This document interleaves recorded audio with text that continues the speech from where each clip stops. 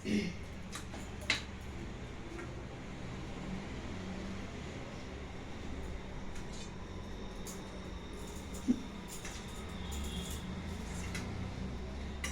বন্ধুরা, আমি ইতি কিচেন থেকে বলছি। আজকে আমি ইতি কিচেনে রান্না করেছি। আজকে মঙ্গলবার, নিরামিষ, ওই জন্য আমি নতুন নতুন রান্না একটু পাল্টিয়ে রান্না করেছি। সবসময় এক রকমের স্বাদ খেতে ভালো লাগে না, তবে আমি আজকে সর্ষে পাতার ভাপে করেছি, নারকেল দিয়ে, দিয়ে বাদাম দিয়ে এই সর্ষে পাতার ভাপে।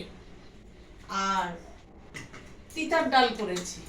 সবসময় এক রকমের, আমাদের এখানে তো একটু গরম ঠান্ডা কিন্তু একরকমই আছে, খেতে ভালো লাগে। তো আজকে ওই জন্য তিতার ডাল করছি। এখন ভাতটা বেড়ে নিচ্ছি, বেড়ে দিই, খেতে বসবো।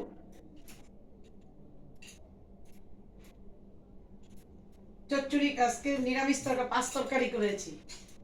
আমরা বলি পাঁচ তরকারি, এই পাঁচ তরকারি করেছি। অনেকে বলে লাবড়া তরকারি, হ্যাঁ, তো ওই জন্য পাঁচ তরকারি করেছি।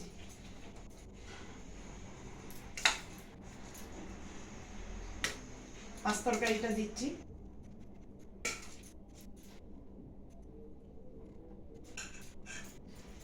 আজকে এখানে বৃষ্টি বৃষ্টি ভাব, তবে কোথাও যদি বৃষ্টি হচ্ছে। তিতা করলা দিচ্ছি, মিষ্টি কুমড়ো দিয়ে তিতা করলা ভাজা করেছি, কুমড়ো দিয়ে। আর পটল ভাজা করেছি, এই পটল ভাজা দিচ্ছি। শুকনো লঙ্কা ভাজা করেছি, শুকনো লঙ্কা ভাজা ভালো লাগে।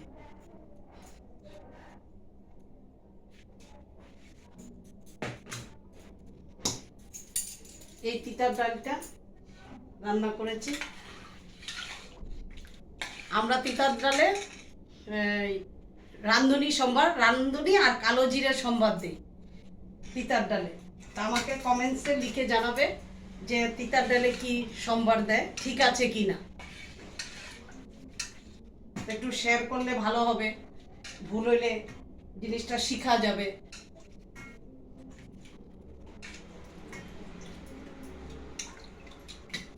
এই তিতার ডাল বানিয়েছি।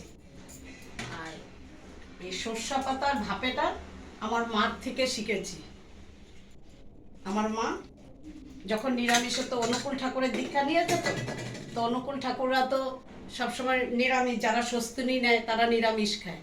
তো তাদের জন্য এই এই রেসিপিটা করলে অনেক ভালো লাগবে, কেন এখন শীতের দিন শাক পাওয়া যাবে।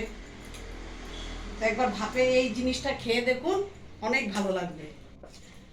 বাদাম, কাঁচা লঙ্কা আর হলো নারকেল। আর করেছি ফুলকপির তরকারি, আলু ফুলকপির তরকারি পাতলা করে ঝুল করেছি।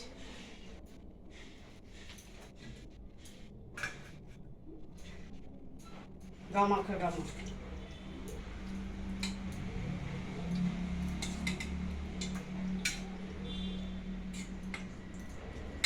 নিরামিষের দিনে ভাজা, আজকাল ভাজা পোড়া সবসময় করলে পরে ভাজাটা ভালো লাগে না, গ্যাস অম্বল হয়।